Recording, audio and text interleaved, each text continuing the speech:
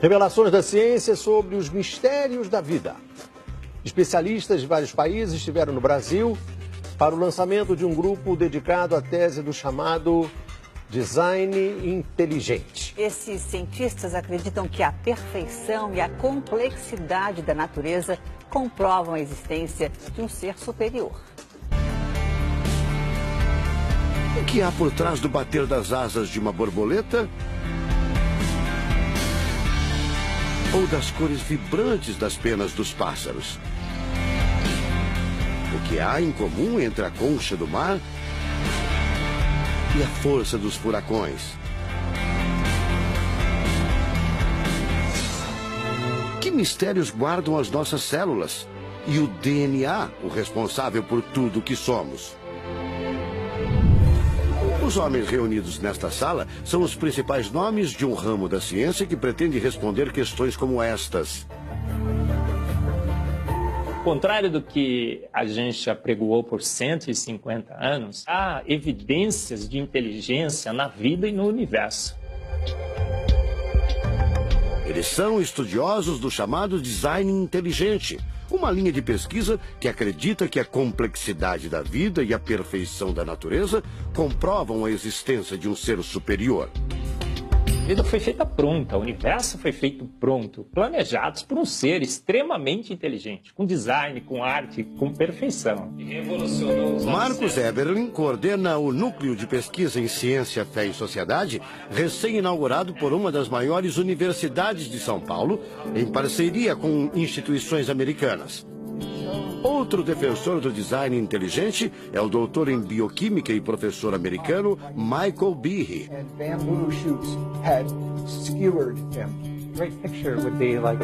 Brian Miller é doutor em física. Ele coordena as pesquisas da Universidade de Duke, nos Estados Unidos. Seria um super engenheiro, um super arquiteto? Você pode dizer isso, responde o físico. Um arquiteto que tinha a vida em mente, um criador que fez a vida deliberadamente. Also, when you look at life itself, não é de hoje que os cientistas procuram pistas deste arquiteto da vida. Galileu Galilei, o célebre físico e astrônomo italiano, disse há mais de 400 anos que a matemática é o alfabeto com o qual Deus escreveu o universo. A matemática se dedica a provar que tudo no universo segue uma lógica. Mas foi ainda antes, na Idade Média, que outro italiano, Leonardo Fibonacci, decifrou parte deste alfabeto. Ele descobriu um padrão numérico que se repete em quase tudo na natureza. Em homenagem a ele, o padrão passou a ser conhecido como sequência de Fibonacci, uma sequência lógica de números que pode ser expressa em formas geométricas. Em cada quadrado, a gente consegue construir arcos, são aquelas linhas tortas, né? A gente consegue ligar um arco com o outro. Quando você liga um arco, um outro arco, um outro arco, um outro arco, um outro arco, e vai seguindo um outro arco, pensando no próximo quadrado, um outro arco. Essa aqui é uma figura que é uma espiral, chamada espiral de Fibonacci. E essa espiral aparece em diversos lugares do nosso cotidiano. Aparece, por exemplo, na nossa orelha. O formato da nossa orelha é exatamente essa espiral. Uma coisa interessante, aparece no nosso rodamuinho do cabelo aqui. É o mesmo formato que aparece aqui. Que é o mesmo formato que aparece naquela concha do mar, tal do Nautilus, né? Que é o mesmo formato que aparece nas estrelas do universo. Que é o mesmo rodamuinho que forma quando tem um furacão. A sequência de Fibonacci foi encontrada também nas ondas do mar, nas pétalas das rosas, na distribuição das sementes do girassol e até nos hexágonos da casca do abacaxi. Mais uma comprovação matemática da existência de uma mente inteligente por trás da criação seria o chamado número de ouro, ou proporção áurea, representada pela letra Φ. Número de ouro, também representado pelos dígitos 1,618, está presente na construção de uma das obras mais importantes da antiguidade, o Partenon.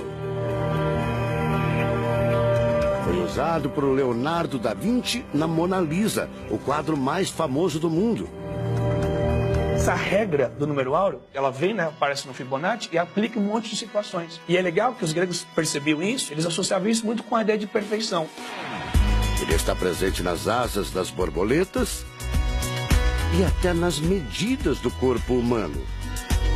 Se você pegar a sua altura e dividir pela distância do seu umbigo até o chão, vai dar aproximadamente 1,6. Um φ. Vai dar 1 φ também. Se a gente abre os braços, né? Calcula a distância da ponta de um dedo até a ponta do outro dedo. Então vai ser desse dedo maior aqui, no dedo médio, até chegar ao dedo médio. Se eu pegar essa distância e dividir pela distância desse dedo até esse ombro aqui, vai dar 1,6 de novo. De tudo na natureza, o que mais impressiona os cientistas são as células, a chamada unidade básica da vida.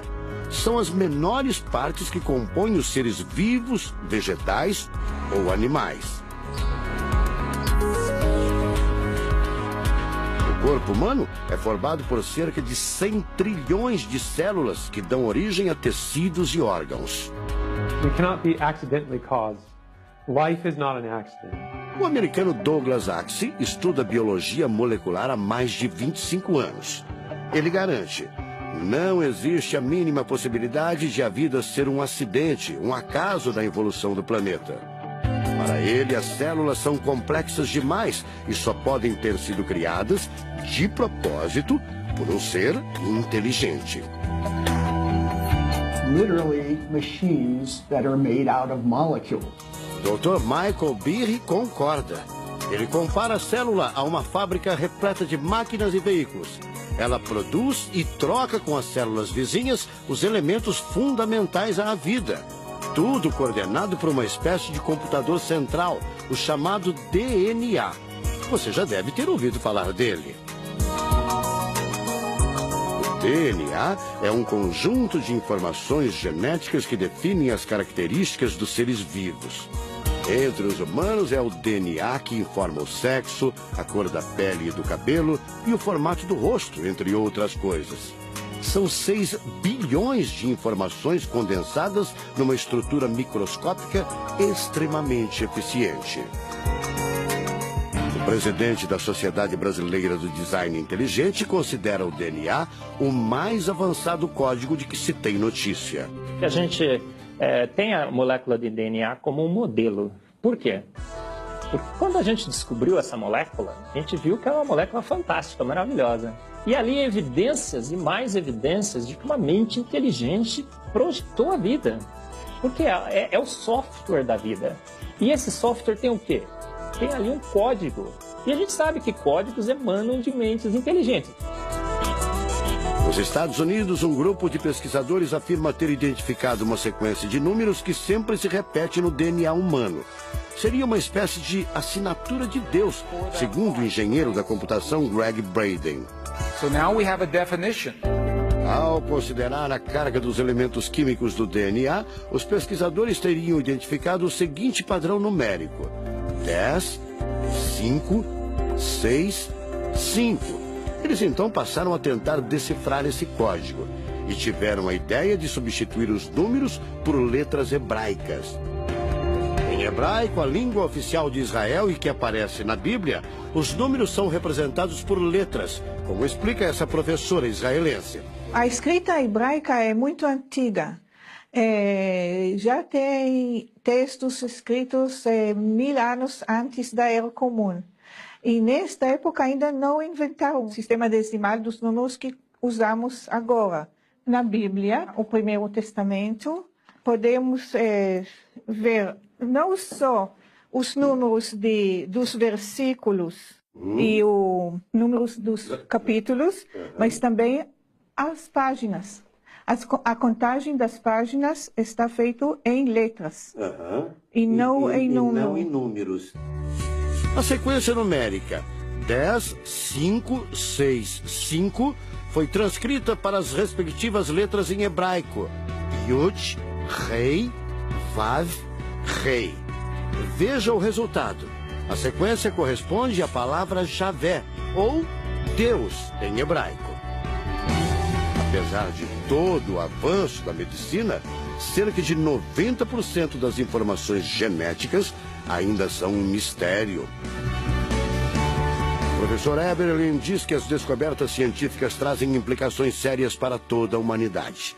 Mas cada vez mais reforçam os argumentos de quem acredita no design inteligente, a assinatura de uma força superior. A gente vai ter que entregar essa informação para a filosofia e para a teologia. E a gente agora, como bons filósofos e teólogos que todos somos, a gente vai colocar a nossa filosofia e nossa teologia em cima desse dado científico e optar pela melhor opção. Eu, óbvio, acho que a melhor opção é Deus. Como gente, a gente tem esse direito, né, de especular em cima da descoberta científica de que uma mente inteligente orquestrou o universo e a vida.